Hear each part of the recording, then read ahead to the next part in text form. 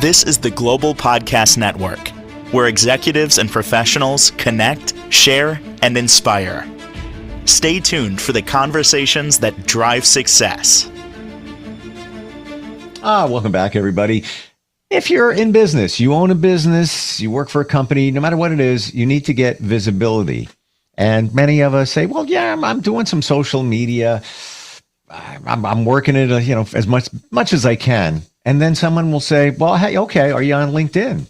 And somebody may say, yeah, I'm on there occasionally. And they don't realize the value most of the time on LinkedIn. And even if you are present on LinkedIn, I'm going to bet, probably myself included, don't want to admit it, there's a pretty good chance that your profile is not optimized. You're really not using LinkedIn to its full advantage. Let's call upon an expert. Call it a coach for LinkedIn. He's been doing this for a long time, has figured it out, if you will, in terms of the SEO connected to LinkedIn. And so great to have him here. Don Wittman joins us on the program. How are you doing today?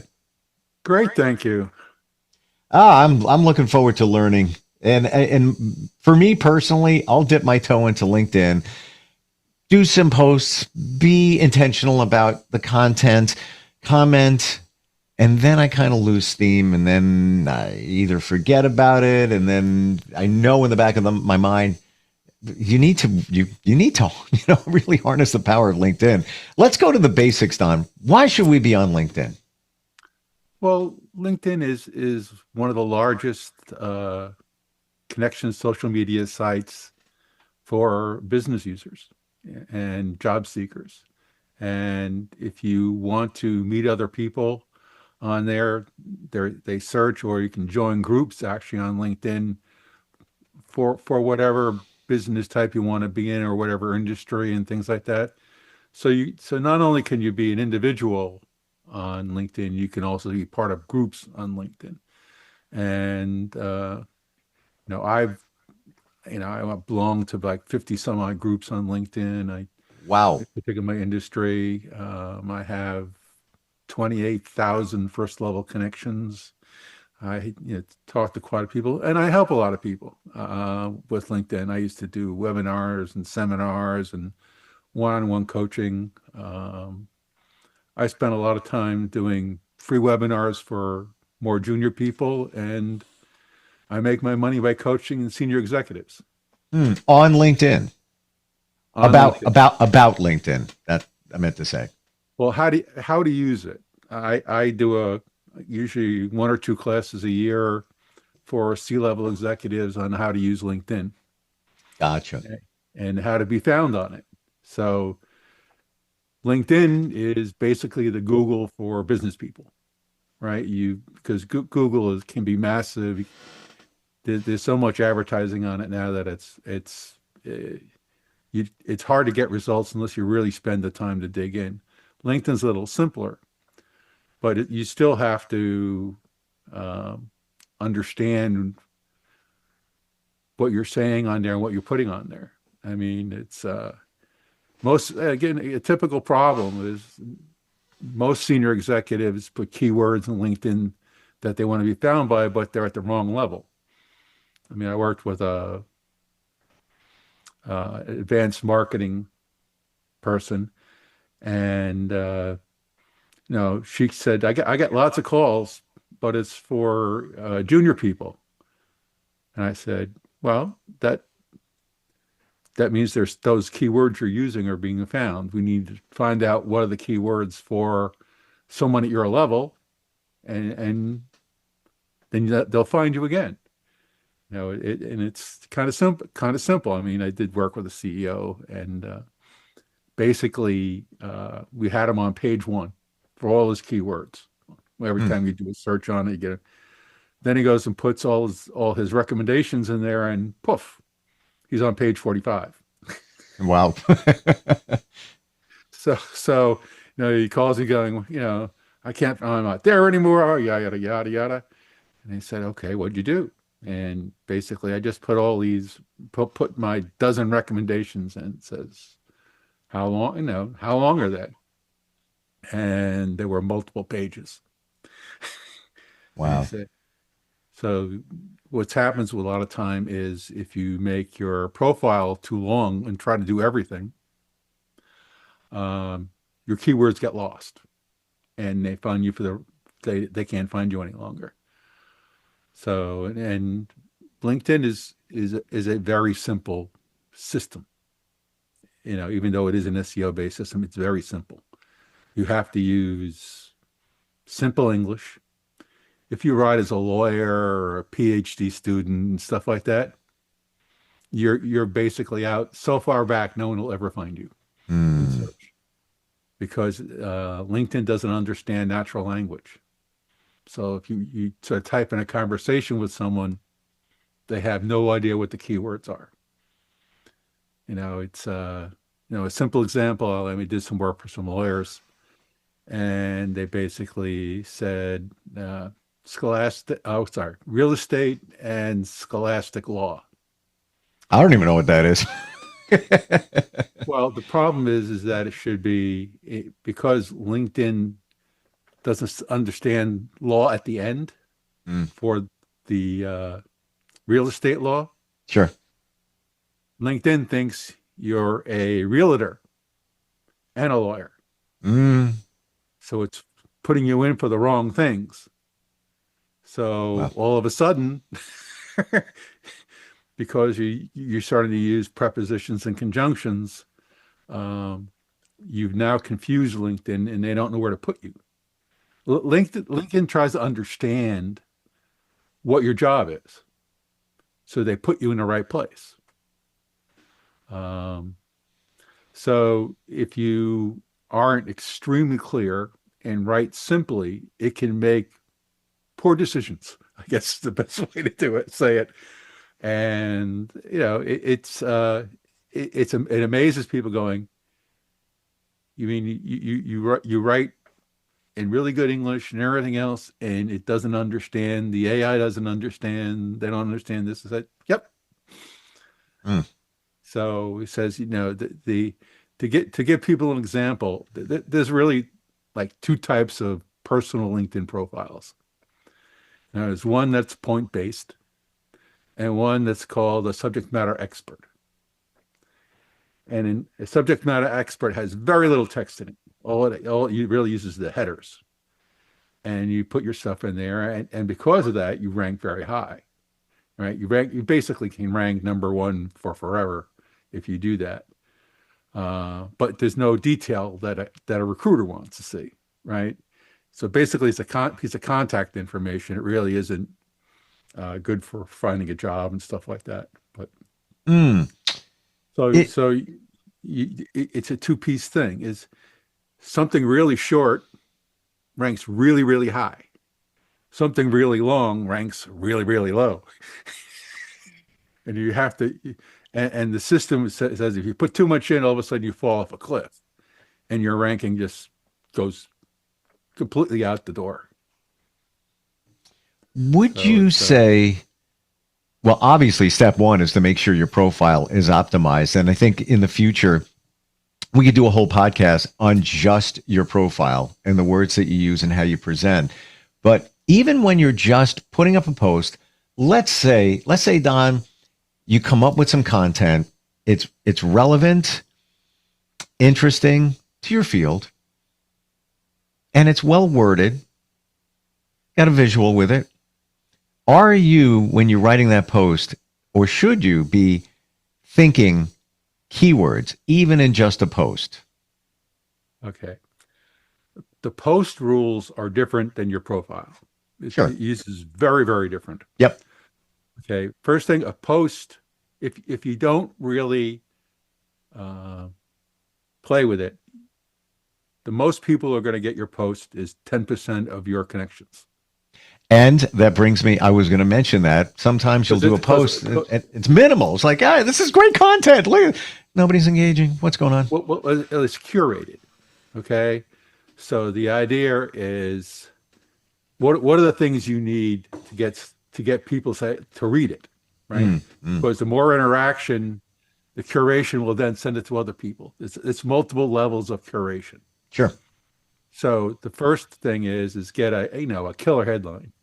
Get some headline that'll either sounds interesting that may not be clear, but sort of, rattles your brain and says, "Ooh, that might be interesting." Yep.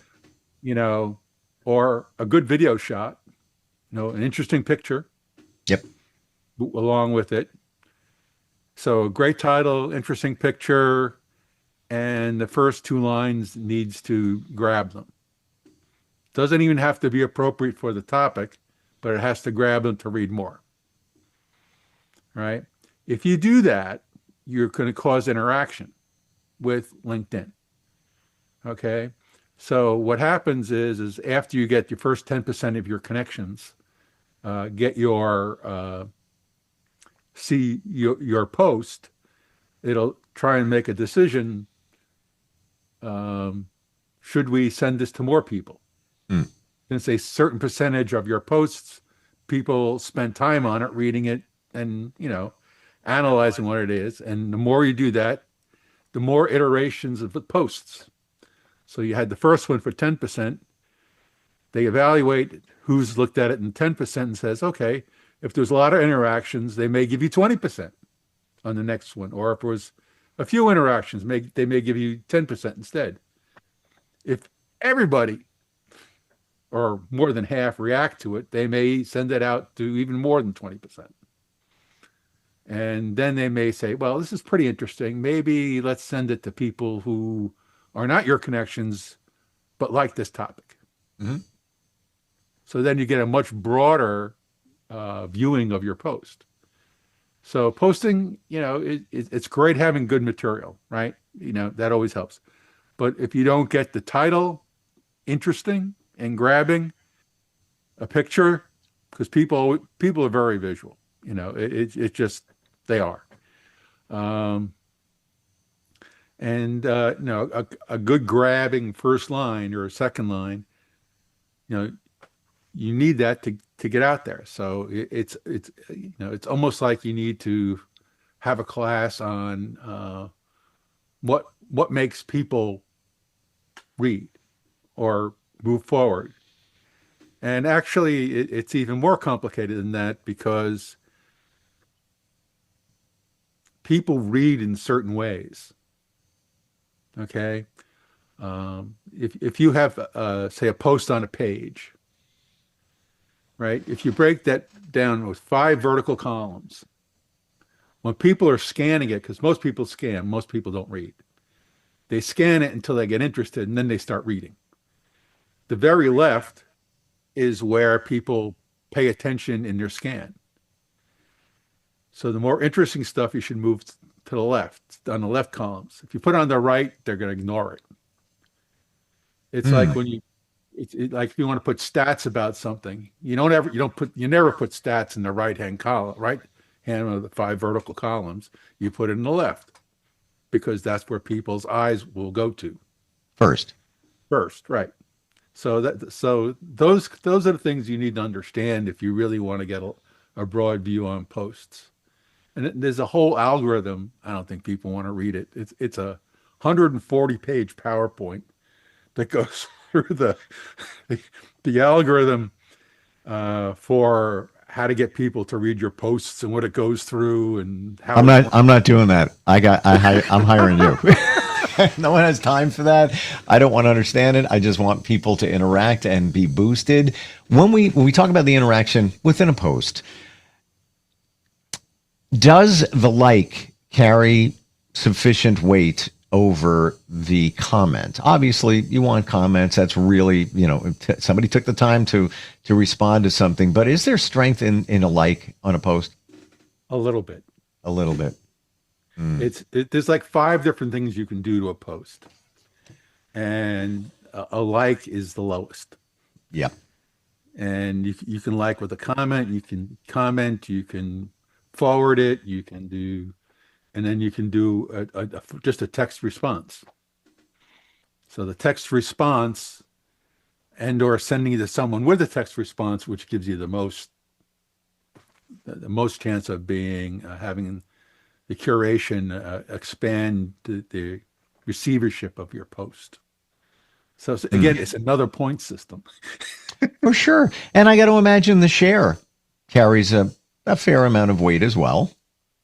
Yeah, it's they want real interaction, not just clicking a button. Yep, exactly. So, Yeah. so if you do a like with even 3 or 4 words, that makes a huge difference in just the like.